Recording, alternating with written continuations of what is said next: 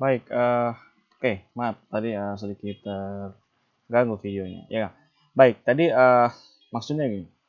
Tadi dalam teori klasik ini ya kita lihat di sini di tabel ini. Jadi bacanya Greece ya untuk memproduksi 500 kerat itu membutuhkan hanya 100 unit saja. Sedangkan untuk Swedia, dia untuk memproduksi 500 kerat ini memerlukan 600 unit. Nah, ini kita lihat dari sini Greece ini bisa dikatakan sebagai negara yang paling efisien ya dalam menghasilkan olive oil. Ya ini tentu saja bisa jadi apa karena memang produksinya adalah bagus gitu ya, kualitasnya juga bagus sehingga dia lebih efisien. Sama, tapi terbalik ya. Jadi ini terbalik ketika dalam produksi martini glass. Jadi dalam produksi martini glass, Greece untuk memproduksi 100 kerat dia membutuhkan 500 unit gitu ya. Nah ini uh, sebalik dengan Sweden. Sweden itu lebih efisien dalam memproduksi. Nah, ketika di comparative advantage gitu ya, ternyata ceritanya ini Yunani ngotot nih. Saya pengen unggul nih di dua tempat ya. Olive oil saya udah unggul, Martini Glass juga saya ingin menyalip keunggulan si uh, Sweden gitu ya atau Swedia. Akhirnya dia bisa tetap bisa meningkat dengan modal yang cukup besar, tapi tetap dia hanya bisa mencapai titik 200 unit saja untuk bisa memproduksi 100 kerat. Ya dalam hal ini ya tentu saja dia masih tertinggal ya. Jadi akhirnya mereka berdua berkesepakatan ya sudah, Swedia saya fokus ke olive saja, sedangkan dirimu fokus ke martini glass ya. Ya saya produksinya hanya sesampainya aja. Ketika kekurangan ya you yang mensupport kekurangan saya. Nah itu akhirnya terjadilah apa yang namanya David Ricardo bilang comparative advantage. Nah ini adalah salah satu prinsip yang paling mendasar dalam praktik atau pelaksanaan perdagangan internasional, gitu ya. Ini yang harus kita pahami, gitu ya. Akhirnya di sana Swedia dan Yunani melakukan kesepakatan. Oke, saya akan si Swedia ini akan mengekspor 100 kerat martini glass dengan imbalan setara dengan 500 kerat zaitun. Nah, jadi akhirnya mereka saling bertukar barang ya. Ya saling bertukar barang yang masing-masing sesuai dengan kemampuan keunggulan negara mereka masing-masing. Tapi ternyata ada beberapa kelemahan juga ya, weaknesses of early theory. Jadi kelemahan teori-teori yang tadi. Yang pertama ternyata memang asumsinya dari contoh perdagangan Yunani dan Swedia. Pertama adalah adanya pengetahuan yang sempurna tentang pasar dan peluang internasional. Yang kedua adalah mobilitas penuh faktor tenaga kerja dan produksi di setiap negara. Dan yang ketiga adalah tenaga kerja penuh. Pekerjaannya tenaga kerja penuh di setiap negara. Nah, ini bisa dikatakan tiga asumsi ini adalah suatu asumsi yang pertama, masing-masing negara punya efisiensi penuh yang objektif. Ini mengabaikan motif lain seperti pekerjaan tradisional ya, sejarah produksi, swasembada dan tujuan politik. Nah, ini bisa dikatakan ini mengabaikan ya faktor-faktor lainnya. Jadi negara itu ya tentu saja ada pekerjaan tradisionalis misalkan yang paling dijadikan landasan suatu negara. Misalkan kita negara Indonesia. Indonesia ini kita bisa dikatakan sebagai salah satu negara agraris ya. Kita semua berawal dari agraria atau pertanian. Jadi ya kita kalau mau maju dan berkembang yang kita kedepankan adalah bagaimana kita punya sejarah panjang dari produksi pertanian kita. Kemudian swasembada. Nah ini juga penting. Kenapa? Meskipun kita tidak memiliki keunggulan komparatif di suatu produk, tapi kita harus sebisa mungkin bisa mengejar kebutuhan swasembada. Minimal kebutuhan untuk negara kita saja. Gitu ya. Ini juga jadi bahan pertimbangan. Kenapa? Ya kalau kita menyerahkan semua kebutuhan kita kepada negara lain, suatu waktu kita ada permasalahan dengan negara tersebut, stoknya berhabis, tidak didukung oleh negara tersebut, maka kita tidak punya kemampuan dalam kedaulatan produk ya, kedaulatan komoditas. Ya ini kaitan dengan kedaulatan pangan. Swasembada penting. Dan tujuan politiknya kita tidak tahu, tujuan politik setiap negara itu apa ya, kita tidak tahu. Karena bisa dikatakan teori ini terlalu menyederhanakan dua komoditas dan dua negara. Nah ini terlalu sederhana. Karena kenyataannya negara di dunia itu ada ratusan ya, dan komoditas juga ada ratusan. Kita tidak bisa menyederhanakan dari dua pertimbangan itu saja. Apalagi hanya Yunani dengan Swedia, dua negara Eropa ya yang memiliki kondisi yang bisa dikatakan tidak jauh berbeda ya kondisinya. Ya itu dia, kenyataannya banyak komoditas, banyak negara, dan banyak motif interaksi dari satu faktor dengan faktor yang lain. Dan kelemahan terbesar dari teori klasik adalah unit sumber daya produksi hanya tenaga kerja saja. Jadi dia hanya tadi unitnya itu, ya tadi kan kita bisa, nah ini unitnya nih, grease. Jadi untuk memproduksi 500 karat dia hanya membutuhkan 100 unit tenaga kerja. Ini hanya mempertimbangkan tenaga kerja, gitu ya, bukan unit barang lainnya ya. Nah ini tidak mempertimbangkan banyak hal, misalkan biaya transportasi, penggunaan tanah ya atau lahan, modal seperti apa ya, teknologi seperti apa. Nah itu tidak dipertimbangkan. Jadi ini ada kelemahan dari beberapa teori-teori keunggulan advantage. Akhirnya muncullah teori-teori yang memperbaiki teori tersebut. Yang pertama adalah faktor endowment ya. Jadi teori faktor endowment ini adalah faktor endowment itu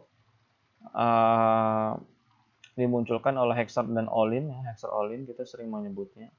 Jadi di sini disampaikan menurutnya, jadi setiap negara itu mengalokasikan produksinya dengan proporsi relatif dari semua produksi endowment. Faktor yang mereka miliki. Endowment itu faktor internal yang mereka miliki. Jadi faktor endowment itu.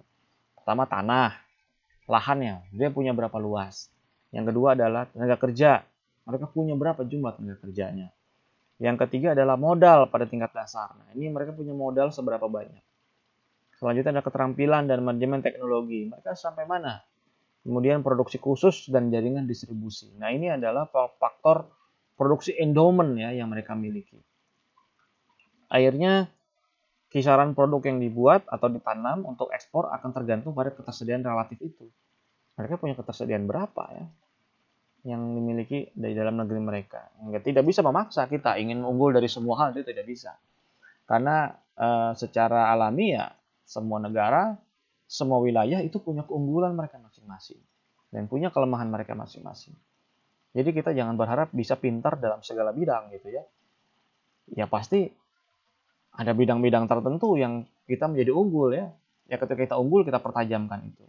Ketika ada bidang lain yang di situ bisa kita katakan kita tidak unggul ya, kita hanya memenuhi kebutuhan minimal aja lah, standar minimal saja, minimal untuk memenuhi kebutuhan dalam negeri ya saja. Itu juga penting.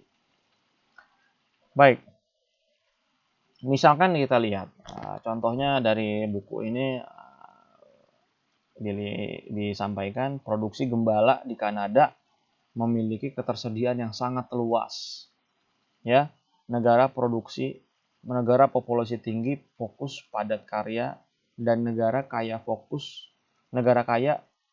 pada padat modal. Nah, ini seperti kita Indonesia termasuk 5 besar ya, kita penduduk terbanyak di dunia. Ya kita mestinya fokus pada padat karya. Bagaimana pengembangan produksi kita itu harus mempertimbangkan sumber daya manusia yang ada. Jadi ya, meskipun bisa dikatakan secara efisiensi modal kita itu lebih efisien misalkan ya menggunakan modal yang besar, tapi pada satu sisi muncul pengangguran yang muncul secara besar-besaran. Nah ini pemerintah harus bisa melihat hal ini gitu ya. Jadi fokusnya lebih baik kita pada industri-industri atau pengembangan komoditas yang padat karya. Nah ini Hexer-Ohlin ini, jadi teori endowment teori ini, atau kita bisa dikatakan sebagai teori Hexer-Ohlin ini, dia juga ada kelemahan ya. Dia di sini tidak memperhitungkan biaya transportasi dan perbedaan antar negara dalam ketersediaan teknologi. Nah, ini juga ada kelemahan ya. Jadi kita tetap harus mempertimbangkan yaitu biaya transportasi kita berapa sih kalau kita mau ekspor kopi kita ke Eropa itu ya. Berapa misalnya kalau kita Indonesia. Kemudian teknologinya bagaimana gitu ya. Kita sudah seperti apa pengolahannya. Jadi setidaknya ekspor kita sekarang bisa dikatakan cukup baik gitu ya. Dalam 1 dekade terakhir, dalam hal ini adalah ekspor-ekspor komoditas pertanian dan pengolahannya dan industri turunannya. Selanjutnya akhirnya Paul Samuelson melengkapi ya bahwa teori endowment ini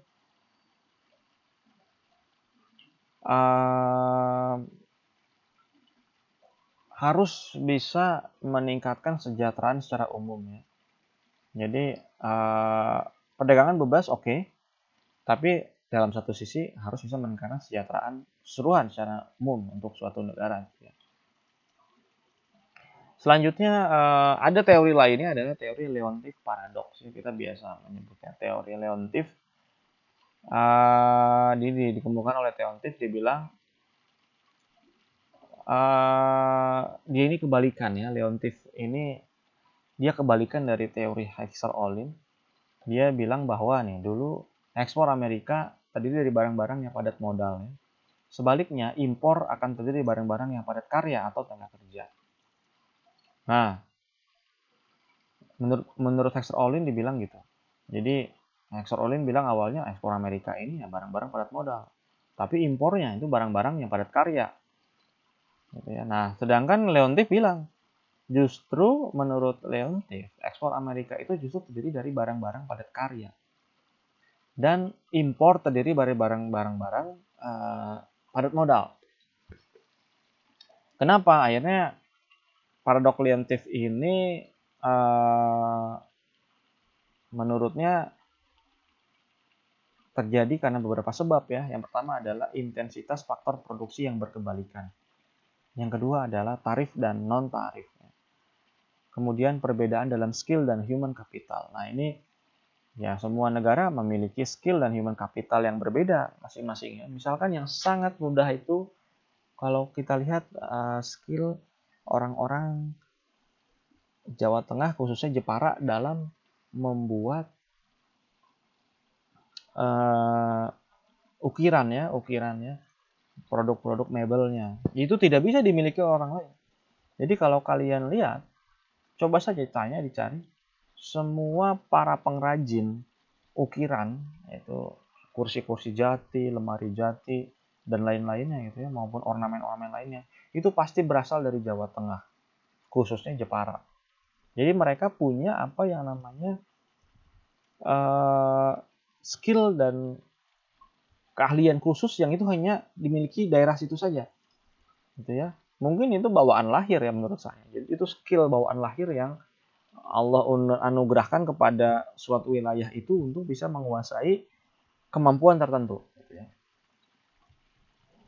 Itu perbedaan skill dan sumber daya alat. Yang keempat adalah perbedaan dalam faktor sumber daya alat juga nih. Perbedaan dalam faktor sumber daya alatnya gitu ya. Jadi negara yang Indonesia misalkan Amerika, mohon maaf tadi Amerika, dia kalau yang saya tahu bagaimana luasnya lahan-lahan pertanian gandum mereka gitu ya, itu mereka dilengkapi dengan kemampuan mekanisasi alat mereka yang canggih gitu ya. Bagaimana mereka bisa menanam dan memanen cepat ya. Mereka bisa melakukan packing barang-barang lebih baik itu dilakukan oleh Amerika dulu dan itu diikuti oleh Cina. Bagaimana sekarang Cina nih dalam hal produksi buah-buahan segar misalkan dia sudah jauh melewati Amerika. Ya. Semua produk Cina sudah bisa berhasil membanjiri hampir semua negara di dunia. Ya. Nah, jadi Leontief ini bilang bahwa memang jika suatu negara memiliki banyak tenaga kerja yang terdidik, maka Leontief mengatakan dia akan cenderung memiliki ekspor yang lebih banyak. Gitu ya.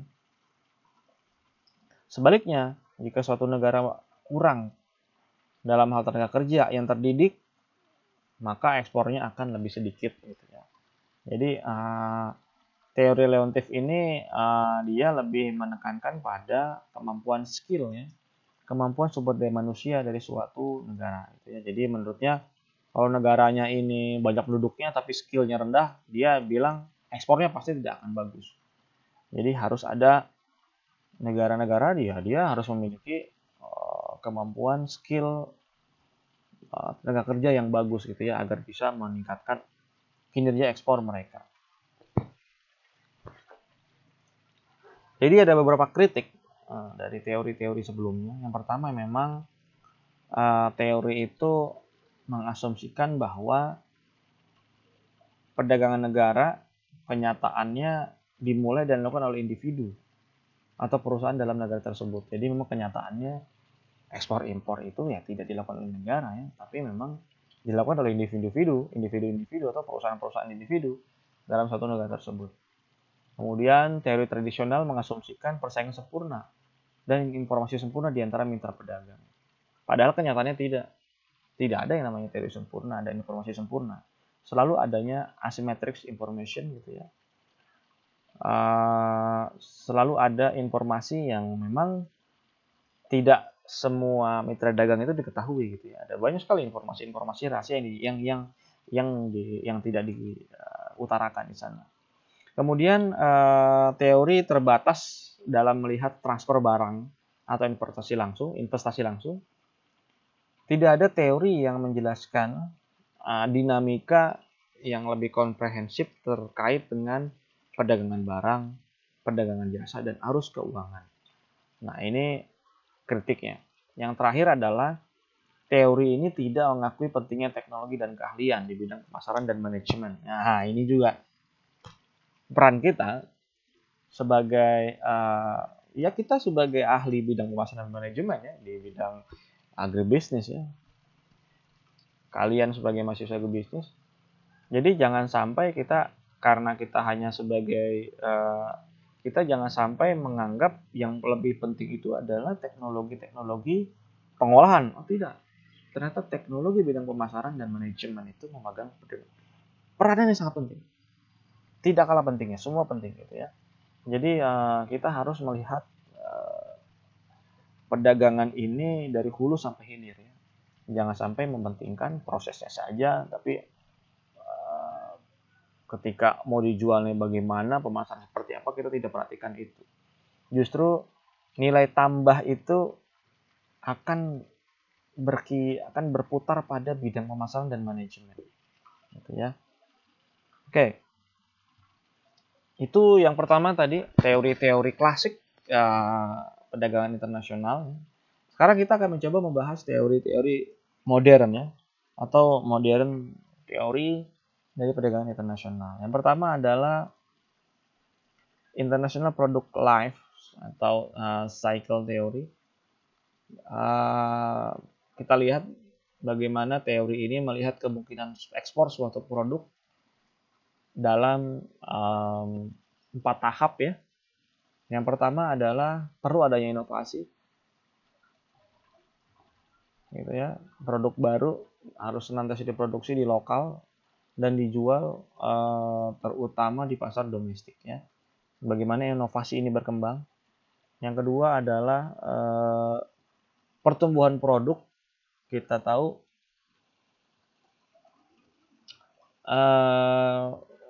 ya kita harus melihat bagaimana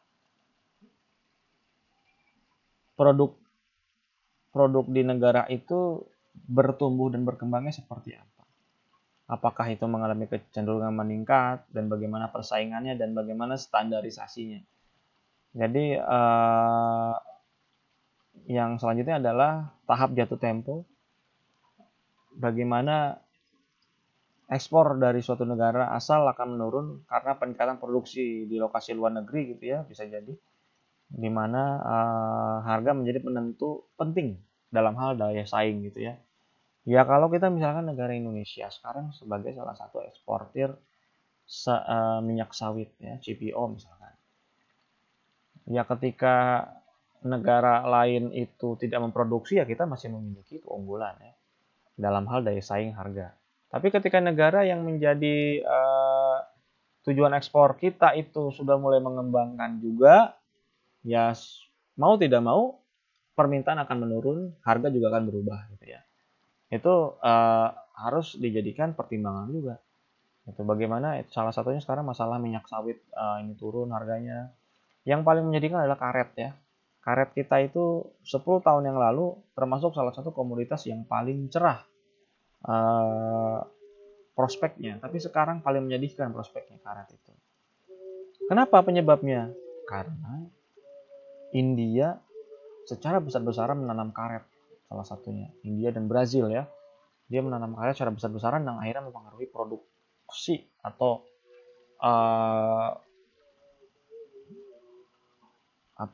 stok internasional. Jadi yang akhirnya stoknya dari kita banyak stoknya, ya udah akhirnya stoknya banyak, harganya jatuh gitu ya. Yang selanjutnya adalah tahap terakhir adalah tahap penurunan ya. Nah ini juga, jadi ini tuh seperti tahap kurva sinus ya, naik gitu, seperti kurva produksi lah gitu ya. Mulai dari inovasi, produknya bertumbuh, produknya sudah stagnan, yang terakhir adalah tahap penurunan. Nah penurunan ini adalah tahap di mana akan muncul pesaing baru yang mencapai tingkat produksi lebih tinggi yang bisa mengaruhi skala ekonomi. Tadi saya bilang contohnya adalah karet ya. Bagaimana sekarang karet menjadi ya sudah menurun harganya ketika makin banyak pesaing ya. Ketika makin banyak supply dari tempat lain.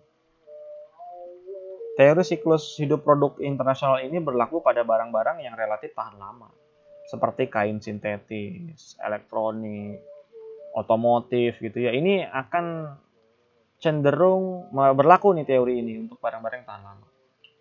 Tapi untuk barang-barang yang tidak tahan lama seperti komoditas pertanian ini tidak berlaku ya.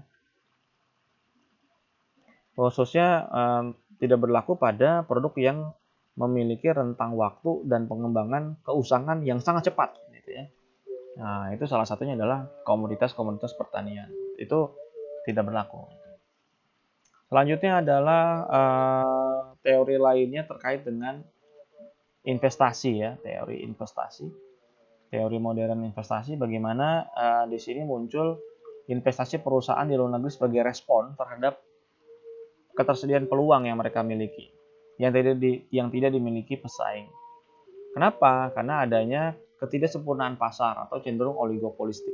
Oligopolistik itu pedagang sedikit ya, dan memiliki keunggulan kompetitif yang besar. Nah ini sebetulnya teori ini adalah salah satu munculnya cikal bakal munculnya perusahaan-perusahaan multinasional dan transnasional gitu ya. Jadi ini salah satu cikal bakal munculnya gitu ya. Ini modern investment teori ini muncul dari abad-abad 19 ya. Setelah muncul adanya penanaman modal asing gitu ya, pembukaan modal asing ya, ini muncul akhirnya perusahaan-perusahaan yang besar sekali yang di sana dia bisa bersifat oligopolistik gitu ya. Misalkan kalau Indonesia salah satu pelaku pasar oligopolistik yaitu untuk komoditas pertanian, salah satunya adalah yaitu misalkan produsen terigu lah ya. Terigu ini luar biasa, kita nggak bisa menghasilkan gandum yang bagus ya di Indonesia. Akhirnya ini di oligopoli ya di monopoli, di oligopoli ada beberapa perusahaan saja yang memiliki hak impor barang bahan baku utamanya gitu. Nah ini keuntungannya adalah berupa produksi. Ini skala produksi. Jadi semakin besar suatu produk pabrik atau produksinya ya ini keuntungan akan semakin besar karena skala produksinya. Kesadaran merek atau branding. Nah, ini juga penting. Ini sangat mempengaruhi pembelian masyarakat ya. Bagaimana mereka sebagian besar masyarakat kita itu cukup sadar akan branding ya. Kalau brandingnya itu bagus ya kita akan cenderung memilih produk itu. Kalau brandingnya tidak bagus ya ditinggalkan lah. Kemudian identifikasi produk, skala ekonomis, dan akses ke pasar modal yang dibutuhkan.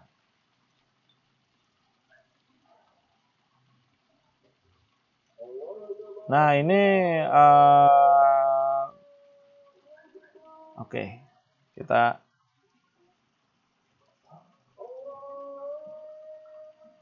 baik. Selanjutnya kita lihat memang munculnya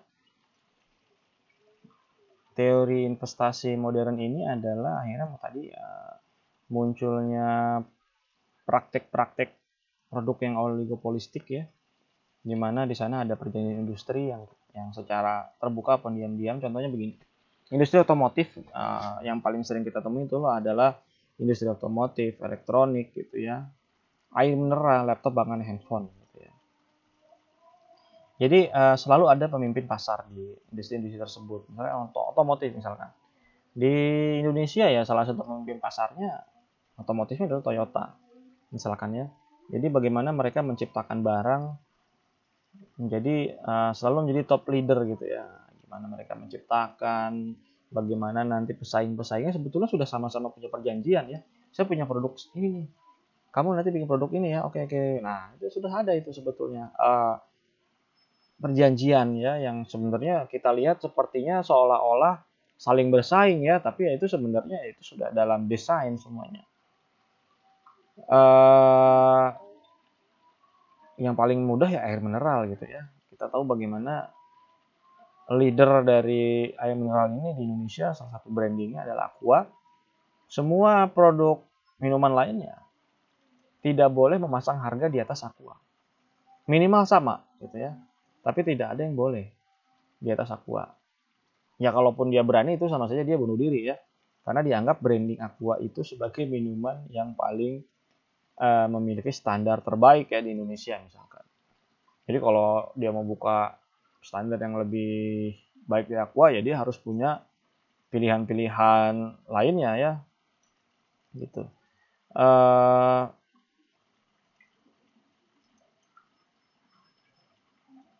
Selanjutnya menurut Porter gitu ya, ada 4 elemen interaksi perdagangan internasional dalam teori ini. Yang pertama adalah kondisi faktor tanah, lahan ya, ketersediaan lahan. Kemudian ketersediaan tenaga kerja dan modal, serta tingkat pendidikan tenaga kerja. Dan terakhir adalah kualitas infrastruktur. Nah ini sudah mulai ditambah lagi nih faktornya, menambah infrastruktur ya. Bagaimana infrastruktur jalan itu mau nggak mau menjadi salah satu penting juga jalan. Tidak hanya jalan ya ternyata infrastruktur itu, ada juga infrastruktur gudang. Nah saya pernah ada penelitian di NTB ya, Nusa Tenggara Barat. Oh bukan, Nusa Tenggara Timur. Jadi ketika itu ada bantuan pemerintah kita diberikan kepada masyarakat desa. Ada sekitar, seingat saya ada sekitar beberapa miliar lah untuk membangun infrastruktur. Mereka meminta karena jalannya jelek, ya udah duit semuanya ini uang untuk membuat jalan saja. Oke, saya sebagai pendamping mereka, ya fasilitator mereka ya sudah oke, kita akan buat jalan. Akhirnya dibuatkanlah jalan. 1 tahun kemudian jalan sudah jadi dan ekonomi masyarakat desa tidak berkembang. Kalian bisa bayangkan di NTT tempat saya memberikan bantuan itu adalah salah satu produsen garam terbaik di Indonesia. Yang dia minta jalan.